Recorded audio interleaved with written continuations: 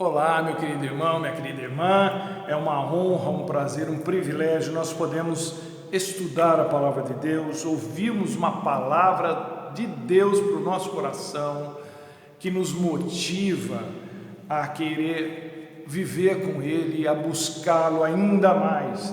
E eu quero repartir com você em alguns instantes essa palavra de Deus, mas antes eu quero falar com Ele, para que Ele abençoe a sua vida, para que Ele alcance a sua vida, para que a bênção dEle repouse sobre a sua vida. Vamos orar.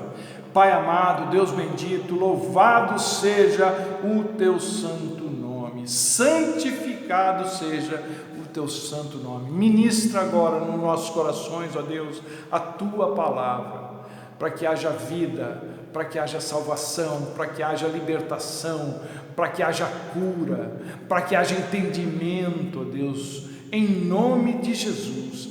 Faz com que nosso coração, a nossa mente estejam abertos para receber o alimento do céu. Alcança essa vida agora que está nos assistindo ou nos ouvindo, ó Deus, que a mão do Senhor, ó Deus, que os braços do Senhor tomem conta dessa vida, e ela se sinta, ó Deus, abraçada, Pai, recebida pelo Senhor, e que o amor do Senhor, que é grande, é infinito, ó Deus, possa mostrar a essa pessoa, a essa família, a essa casa, que o Senhor se importa com ele, com ela, com eles, ó Deus, em nome de Jesus. Que a boa mão do Senhor, que sempre nos conduz pelo caminho certo, nos ajude em nome de Jesus. Amém e amém. E a palavra que nós vamos ministrar hoje se encontra no livro do Eclesiastes, no capítulo 3, apenas o verso 11. Livro do Eclesiastes, capítulo 3, verso 11, onde está escrito o seguinte: Deus fez tudo apropriado ao seu tempo. E é aqui que eu quero que você preste atenção agora. Ele também pôs no coração do homem um anseio pela eternidade. Infelizmente, o homem não consegue compreender inteiramente o que Deus fez. Então, hoje eu quero dar uma palavra assim que alguns podem pensar que é uma filosofia, mas não é. Não vamos filosofar, não. Vamos falar de verdade da palavra de Deus. A maioria das pessoas faz as coisas por fazer, mas a gente sabe disso. Inclusive e principalmente a maioria das pessoas vive por viver. Isso é triste. A gente até começa a fazer as coisas certas ou coisas certas com um propósito.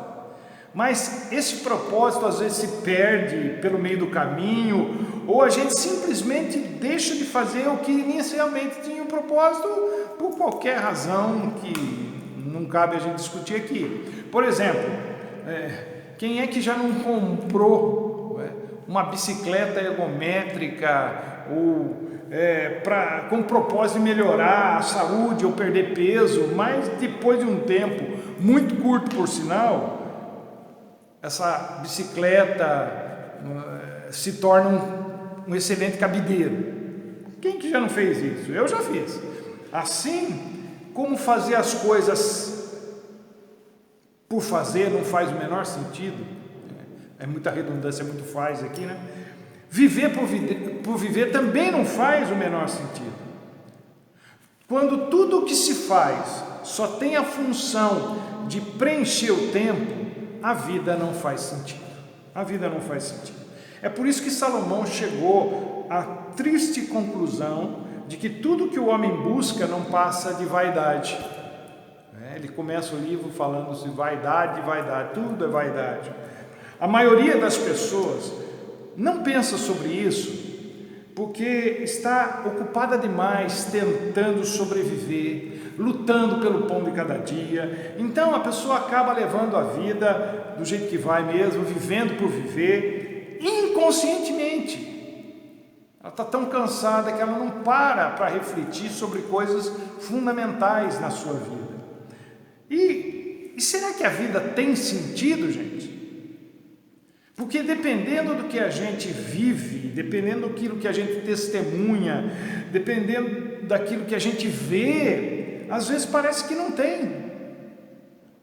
Você fala, não tem sentido um negócio desse, não tem sentido um negócio daquele. Mas se a vida tem sentido, então qual que é o sentido da vida?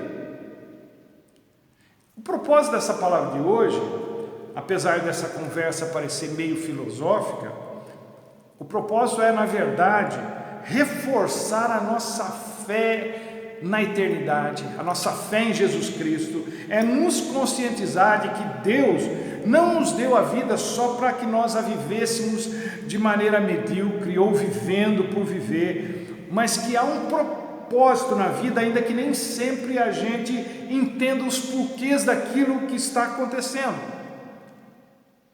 Paulo, lá em Romanos 8, 28, ele diz que todas as coisas contribuem ou cooperam para o bem daqueles que amam a Deus, isso é, todas as coisas acabam contribuindo ou cooperando para o propósito de Deus na vida daqueles que o amam.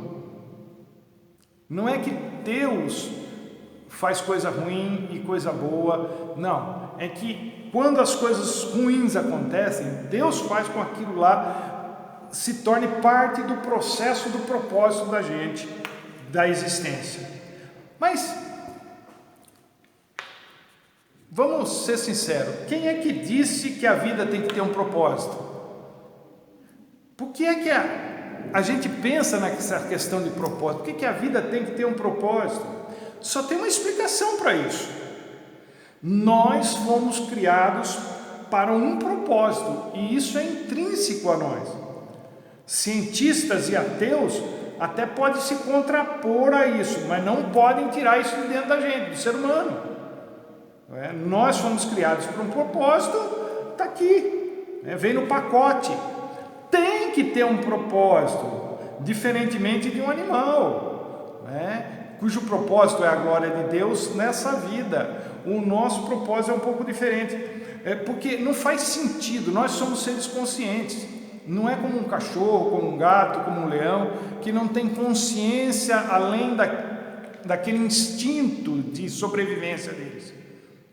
Tem uma alma que sente, que gosta, que faz, tudo bem, mas eles não têm ideia fora daquilo. Nós somos seres humanos, então nós temos inteligência, não faz o menor sentido, como eu disse outro dia, a gente vir do pó, viver conscientes de que existe vida, depois voltar para o pó e acabar tudo. Isso é que não faz o menor sentido. Então está na alma do ser humano, e eu não estou falando aqui de um propósito banal ou temporário, estamos falando do propósito da vida humana. E isso é algo que não se define ou não se decide no meio dela.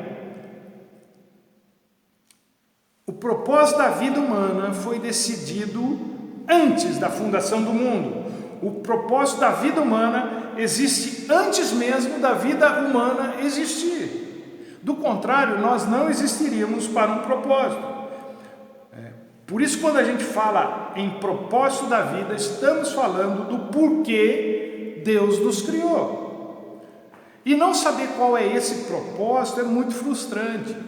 Você com certeza já teve aquela experiência de esquecer alguma coisa importante. Por exemplo, você tinha um compromisso, você lembra que tinha um compromisso, você só não lembra com quem? Nossa, eu tinha alguma coisa para fazer agora, o que era mesmo? Isso é frustrante e desesperador. Eu fico assim, enquanto eu não lembro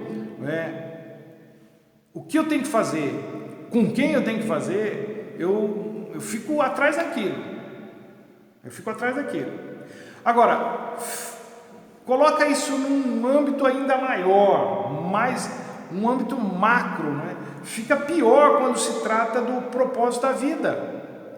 Se quando uma coisa simples como esquecer um compromisso com alguma pessoa é desesperador, não saber o propósito da vida, não saber de onde veio, para onde vai, não crer que existe uma eternidade à nossa espera, não crer que existe um Deus que nos criou para o louvor da sua glória, eu nem consigo imaginar minha vida sem essas respostas. Então, eu queria fazer algumas considerações a respeito do sentido da vida com vocês. E a primeira observação, a primeira coisa que eu quero repartir com vocês, talvez você não entenda muito esse título, mas esse subtítulo, mas você vai compreender no decorrer. Primeira coisa é vendido, é uma paráfrase do Shakespeare. Vendido ou não vendido? Eis a questão. E para eu explicar isso, eu tenho que fazer uma pergunta pesada. Mas essa pergunta não é capciosa, ela não tem segundas intenções, não tem pegadinha. É só uma pergunta que, na minha opinião, é muito difícil de ser respondida em voz alta, embora a gente pratique a resposta com muita mais frequência do que a gente gostaria. E aqui vai a pergunta: pelo que você venderia a sua alma para o diabo? Pastor do céu, de onde saiu isso? Eu sei, é uma pergunta pesada. Vem logo na boca da gente aquela expressão: eu jamais venderia a minha alma para o diabo. Conscientemente, talvez não. Talvez não, conscientemente, talvez. No entanto, na prática, as pessoas negociam isso o tempo todo, muitas vezes na vida.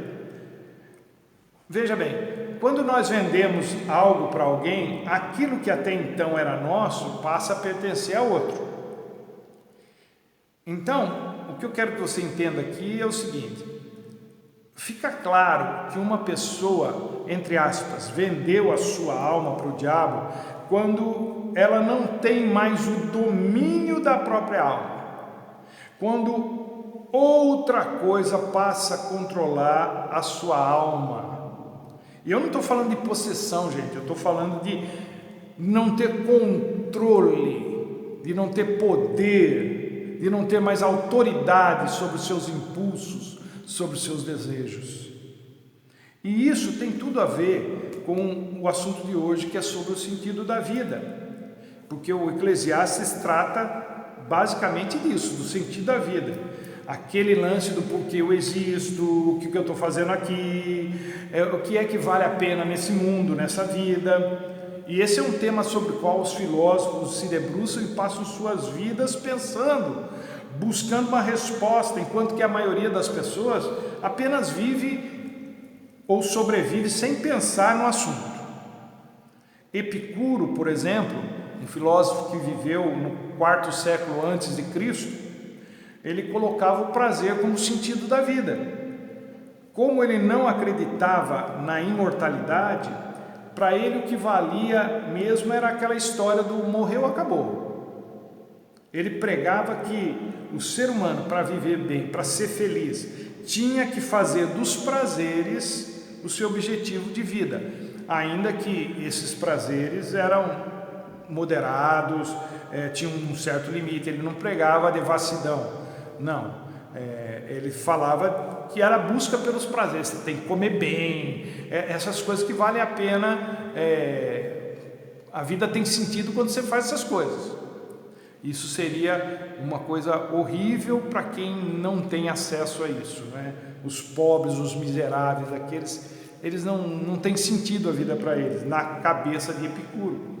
Então, isso tudo que eu estou falando aqui com vocês nasceu há algumas semanas, quando eu assisti um programa na TV Cultura chamado Linhas Cruzadas, que acontece todas as quintas às noites, com a entrevistadora Thaís Oyama, quando ela entrevista o Luiz Felipe Pondé sobre alguns assuntos, que é o filósofo. E foi isso que me fez refletir sobre essa coisa de sentido para a vida. Eu sempre gostei de ouvir o Pondé porque eu acho muito equilibrado e, além disso, apesar de se dizer ateu, ele demonstra uma certa simpatia pelo cristianismo. Isso, de alguma forma, soa bem para nós. E nesse dia, o assunto era o prazer como sentido da vida. Mas num dos blocos do programa, a entrevistadora lhe fez a pergunta que eu fiz a vocês há pouco. Ela falou assim para ele: Pondé, pelo que você venderia a sua alma para o diabo? Ele riu, até porque ele se diz ateu, pensou um pouco e depois respondeu: acho que pela paz de espírito. Na hora eu nem dei muita importância, porque eu estava deitado, estava meio sonolento, mas na sexta de manhã, quando eu estava executando algumas tarefas lá em casa, a minha mente começou a ser bombardeada, como se um monte de pensamentos estivessem sendo injetados nela. Eu acho que é um mecanismo de defesa, né? Porque o corpo não sente, a gente sai do corpo, vamos dizer assim, brincadeira. A resposta dele me fez pensar no seguinte: Pondé, como assim vender a alma para o diabo vai trazer paz de espírito? Não tem sentido, né? Isso já foi feito no Éden, e é por isso que o ser humano não tem mais paz de espírito. Como é que vender a alma para o diabo vai lhe trazer exatamente aquilo que se perde quando se faz isso? A primeira coisa que Adão e Eva perderam quando pecaram, quando abriram mão de suas almas em troca de serem iguais a Deus, foi a paz de espírito. Não dá para vender a alma para o diabo em troca de paz de espírito. Você vai perder a paz de espírito ainda mais, porque o diabo não tem condições de lhe dar paz de espírito. Outra coisa, e aqui isso é muito importante para você: qual é o sentido da vida? O sentido da vida é a eternidade.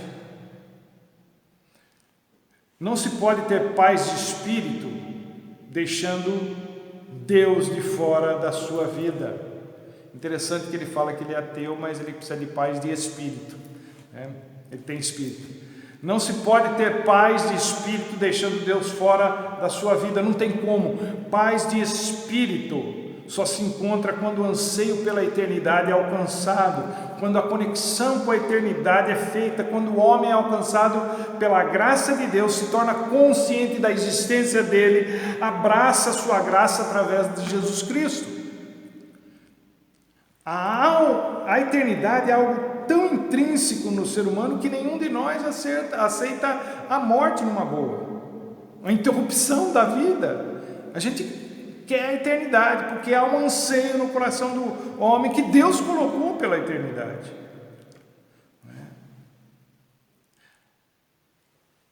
Então, Paulo, lá em Romanos 1, ele diz que os atributos eternos de Deus, bem como o seu eterno poder, a sua natureza divina, a gente vê claramente, compreende por meio das coisas que Deus criou. A criação nos leva a pensar em algo maior, em alguém que fez tudo isso. É lógico que Deus não é a árvore, Deus não é a montanha, não é a lua, não é sol, mas quando a gente olha para essas coisas, é impossível não ver a mão do Criador nelas. Ninguém precisa sair por aí procurando um sentido para a vida. O sentido da vida não está por aí nos prazeres que a vida oferece, o corpo pede. O sentido da vida não está na adrenalina, o sentido da vida não está na família, o sentido da vida não está na filantropia, e o sentido da vida também não está na morte. O sentido da vida está na eternidade. Nós estamos aqui só de passagem. Tudo o que se refere à matéria tem prazo de validade, mas dia menos dia vai vencer. Nós estamos a caminho daquilo que vai nos completar, daquilo que vai nos preencher, daquilo que vai ocupar definitivamente o vazio das nossas almas e para sempre. O famoso educador que se tornou cristão, C.S. Lewis, o escritor das Crônicas de Nárnia, diferentemente daquele Epicuro que eu comentei com vocês há pouco, falando sobre a eternidade, fez a seguinte colocação: tudo aquilo que não é eterno é eternamente inútil. C.S. Lewis ele pensava assim: se a gente não consegue se satisfazer nesse mundo, se nós estamos sempre em busca de algo para preencher um certo vazio dentro de nós, é porque nós não fomos criados para esse mundo. Simples assim. A nossa plena satisfação está em outro. E é exatamente isso que Salomão diz aqui no verso 11, que eternidade e homens e homem estão, para ser bem redundante, inseparavelmente ligados. Deus colocou um anseio pela eternidade no coração do homem, e Dostoiévski disse algo parecido. Ele disse: há um vazio no coração do homem do tamanho de Deus. O sentido da vida, portanto, está na construção de uma relação sólida com a eternidade, na construção de um relacionamento sólido com o Criador, com o Rei dos Reis, com o Senhor dos Senhores, com o Salvador Jesus Cristo, porque fora dele não há salvação. O céu é o sentido da vida, a presença de Deus é o sentido da vida, o sentido da vida é Cristo em nós, a esperança da glória, diz Paulo em Colossenses 1:27. É por isso que eu e você somos tão insaciáveis. Não importa se você é cristão ou não, todos nós somos insaciáveis. Por quê? Porque não há nada nesse mundo que consiga nos satisfazer. A gente se frustra por não conseguir aquilo que acha que vai resolver de vez o problema do vazio, e se frustra até quando consegue aquilo que achamos que vai nos satisfazer, e não nos satisfaz. Ai, meu sonho era comprar minha casa, meu sonho era... Aí compra a casa, nossa, o sonho acabou, não estou mais satisfeita, não estou mais satisfeito. Não era isso. Jesus disse o seguinte, lá em João 4:14, falando com a mulher samaritana no poço de Jacó. Ele disse assim: quem beber da água que eu der, esse ou essa nunca mais terá sede. Apenas a água de Deus é que sacia a alma do ser humano, porque há um anseio dentro de nós pela eternidade. Outra coisa, o sentido da vida não pode ser alcançado trocando o que é eterno pelo que é finito.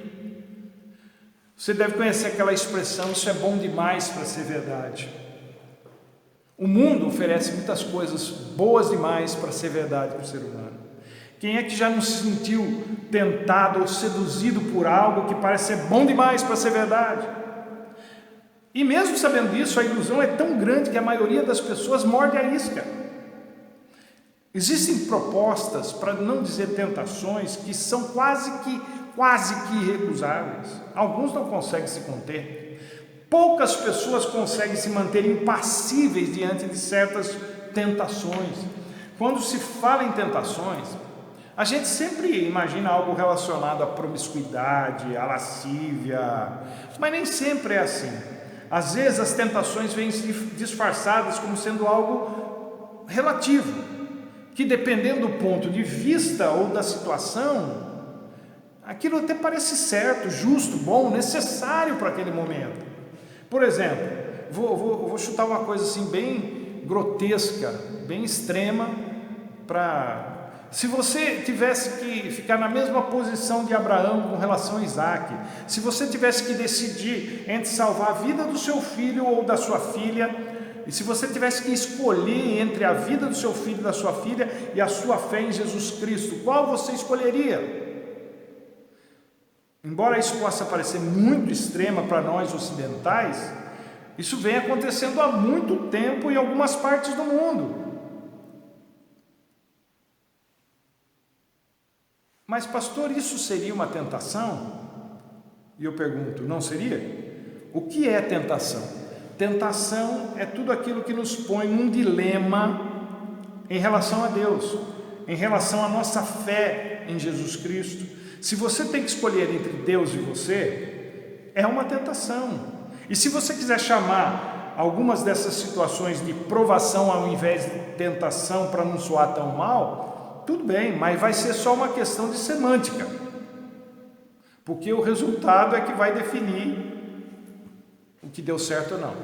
Você é provado a sua fé é provada, você é tentado, a sua fé também está sendo provada. Há diferenças, mas no fundo, tudo termina na mesma coisa.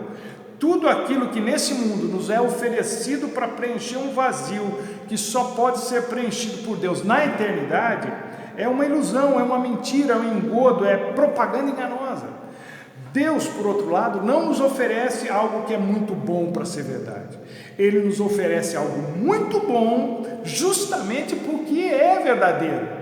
A vida eterna é a realidade última de todas as coisas para todos os seres humanos, principalmente para aqueles de nós que cremos em Deus. Qualquer outra proposta que não a vida eterna em Cristo Jesus não passa de uma troca do que é eterno pelo que é temporário. Buscar a Deus, portanto, ao contrário do que o mundo diz, que isso é uma bobagem, não tem nada de antinatural. Está no nosso DNA. E se você trocar de posição, quando você vem para o mundo espiritual, aí você olha para o mundo natural e fala, nossa, não tem o menor sentido o que a gente está procurando ali, o que as pessoas estão fazendo ali, isso aí vai durar tão pouco. Você pode aceitar ou não o que eu estou dizendo, mas está aí. Uma última coisa, o anseio que Deus colocou no coração do homem pela eternidade é um ato de pura bondade da parte de Deus. Essa insatisfação que a gente tem com tudo nessa vida é, na verdade, algo que Deus deixou, uma bússola deixada por Deus para que o homem não se perca com as distrações que a vida e o mundo oferecem, porque a eternidade, sim, é a coisa mais libertadora que nós podemos experimentar. Deus não quer que fiquemos emperrados com uma existência que não tenha futuro. Nessa vida, nós nunca vamos entender certos mistérios, mesmo que eles nos sejam explicados. A questão da morte, do sofrimento, da dor, da injustiça, são alguns exemplos de assuntos cujas respostas não convencem, não resolvem, não curam, não apagam. Na vida, nós ficamos à mercê das sensações, das tentações, do pecado, da degradação física, emocional, mental e até espiritual. Mas quando a gente entra no mistério da eternidade, somos levados a uma outra realidade, onde as coisas relativas à transitoriedade, à temporariedade, é que deixam de fazer sentido, como eu acabei de dizer para vocês. Não é? Você olhando de outro ângulo, de quem está no mundo espiritual, você olha para quem está no mundo natural e fala assim, nossa, estão correndo atrás do vento.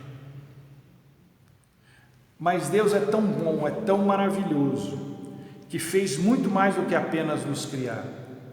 Ele colocou no coração do homem, no meu e no seu, algo que nos atrai a Ele, algo que nos puxa para Ele, algo que mesmo que ninguém nos tivesse falado sobre Ele, a gente sentiria. Não se trata de conhecimento adquirido, mas de por falta de uma expressão melhor, vou dizer assim, eu fico com essa entre aspas, é um instinto pelo divino. Deus colocou no nosso coração um instinto pelo divino. Portanto, meu querido, minha querida, tudo vai passar, mas a palavra de Deus vai permanecer. Tudo vai passar nessa vida, mas a eternidade vem aí. E se você criar uma conexão com Deus, com aquilo que é eterno, você vai começar a experimentar um pouco daquilo que vai ser quando nós chegarmos lá. Deus vai satisfazer completamente tudo aquilo que nós precisávamos ou achávamos que precisávamos lá. E Ele começa fazendo isso aqui, através de Jesus Cristo em nossas vidas. Que Deus te abençoe e até a próxima, se Ele assim nos permitir.